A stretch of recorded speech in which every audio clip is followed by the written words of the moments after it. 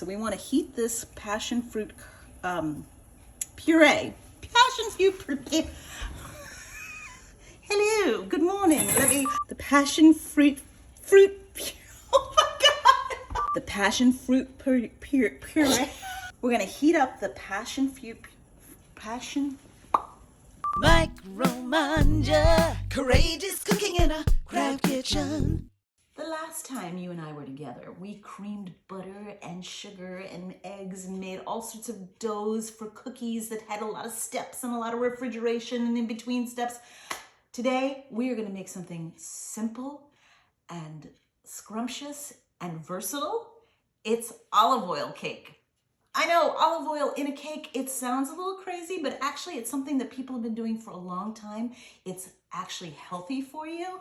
It's something you can riff on and put all kinds of different flavors. I'm using orange today, and I'm gonna top my olive oil cake with some passion fruit curd, which I've never made before, so we're gonna learn to do that together. I've got all my ingredients at room temperature. I've got eggs, sugar, extra virgin olive oil, whole milk. I've got some grated orange zest and orange juice, but if you liked lemons, use lemon zest and lemon juice. And I've got triple sec and vanilla in here, and flour, baking soda, baking powder, and salt. And I've prepped my pan. I'm using an angel food cake pan that I've lined with parchment paper, rubbed with olive oil, sprinkled sugar on the side so that it gets all crusty and crunchy when it bakes. And because it's in this kind of a pan, I put it on a sheet pan so that there's no leakage in the oven. I'm gonna add my orange juice to my milk before we begin, because what's gonna happen is the acid in the orange juice is gonna start to curdle the milk. And I know you're going, curdled milk, but that's what happens when you make buttermilk. So we're kind of making our own buttermilk here. Also, I'm gonna add the orange zest to the sugar so that the oils in the zest start to leach out into the sugar. Sugar goes into the I almost said the Cuisinart, into the KitchenAid. Now, you don't have to use a standing mixer to do this, but you're gonna need a hand mixer or something, because you really need to whisk these eggs and sugar together until they come to a very light and frothy stage. Some people call it the ribbon stage. It takes about 5 minutes using the KitchenAid, probably about 7 or 8 minutes using a hand mixer. And if you're doing it by hand, 10 minutes. All right, it's been about 5 minutes, and she is looking very fluffy and yeah. Gonna start pouring in the olive oil. We wanna stream it in while it's whipping so that it emulsifies and it doesn't separate. I'm using just regular extra virgin olive oil. Don't use your most expensive olive oil because that's a waste, but you know, use a good, decent extra virgin olive oil that you have around the house. If you want to use an infused olive oil, that could be interesting too. You could riff on things. So we put it in and we kind of let it emulsify. Don't just dump it all in because it separates. It's kind of like making aioli. Takes a little patience. All right, that's the last of the olive oil. Now, the next thing we're going to add, while it's still whisking, is the milk. Whoops, a little messy. It gets very, very liquidy at this point. I'm going to turn it down because it doesn't need to whisk that much. The spirits and the vanilla. Whoa, splish splash. All right. I can smell the vanilla and the triple sec. I just want to start drinking it. Did I get it all over myself? I did. All right, at this point, this batter is extremely liquidy, but we're going to add our dry ingredients. So again, this is just all-purpose flour, salt, baking soda, and baking powder. And what I love about this cake is that it is made with all-purpose flour. You don't need special cake flour or anything. Now we're gonna add this in about thirds so we don't make a mess and get a flour facial.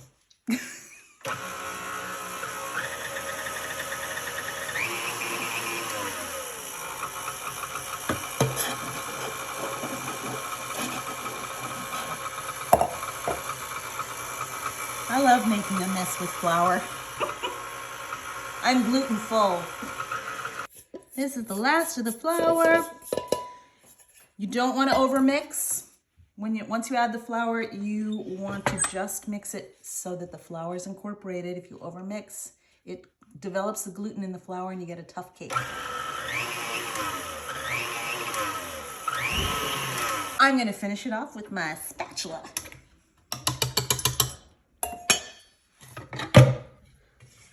So we just finish getting all the flour. There we go. And ready to pour into our prepped pan. It's a very liquidy cake, but it comes out like a fabulous sponge.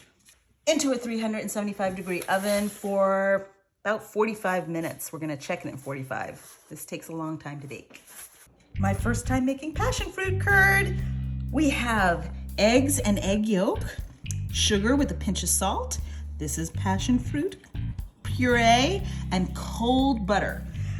First thing we do is we're gonna mix the sugar and the pinch of salt into the eggs. You just want it, oops. You just want them to get to know each other. Be a nice little smooth, happy marriage. Now, we're gonna cook the whole thing on a double boiler. First, the last time we used a double boiler together, we were tempering chocolate, but today we're gonna make passion fruit curd. So, a double boiler is just a pot of water boiling.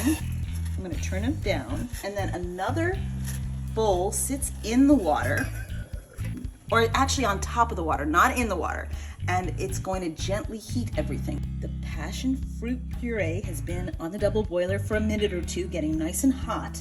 Now we're gonna temper the eggs. If you remember what that means we're going to bring the eggs up to temperature slowly so we don't scramble them. We're gonna slowly pour the hot fruit puree into the eggs and sugar, and then watch the magic. Watch the magic. It's already starting to thicken, but we want to put it back on the double boiler. You're going to want to go around the other way. We're going to go back onto the double boiler, constantly whisking it the whole time. And this is going to cook and form a custard. All right, she's been cooking for a few minutes, coating the back of the spoon. I'm gonna let it go another minute or two. I want it thick, but I don't want it solid. I'm happy with how thick that is. I'm gonna pull it off of the heat. And now we put in the cold butter. We put in butter like one little cube at a time and mix it in. And this is what makes it all creamy and custardy. Smells so good. Each time you add the butter, you want to let that butter melt before you add in the next few cubes. The reason why we're adding cold butter to this custard is because it helps to lower the temperature, stop the cooking process, and make it delish. Now we're gonna cool this curd in the fridge, and it'll thicken up as it cools. Ooh, look at that. It's dreamy. I could just dive into that. It's been 50 minutes. We're gonna give the toothpick test. That's where we take a toothpick and put it into the cake in a moist spot, and it came out clean. It's done. Now we need to cool for about 20 minutes before we unmold. If you bake this in a regular cake pan without a removable bottom, put parchment on the bottom and then it'll come out very easily. If you baked it in this kind of a pan like I did, You might have to run a little knife or spatula along the edges here because the batter that leaked and baked got it all stuck. Drum roll, please. Ooh, beautiful. My cake's been cooling for about 25 minutes, but I want to cool it further without this warm ring. So I'm going to flip it out and flip it back. Just removing the little piece of parchment as I put the cake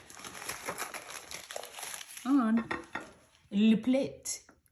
I can smell the orange and the vanilla. And listen, if you don't like orange, make it with lemon. If you don't like lemon, make it with lime.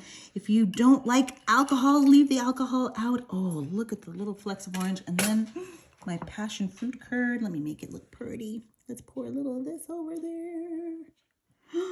Yum.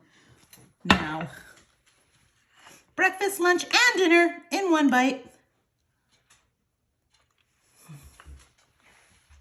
The sponge is light and fruity and floral, and make olive oil cake. It's so simple and so yummy. MicroMangia, courageous cooking in a craft kitchen.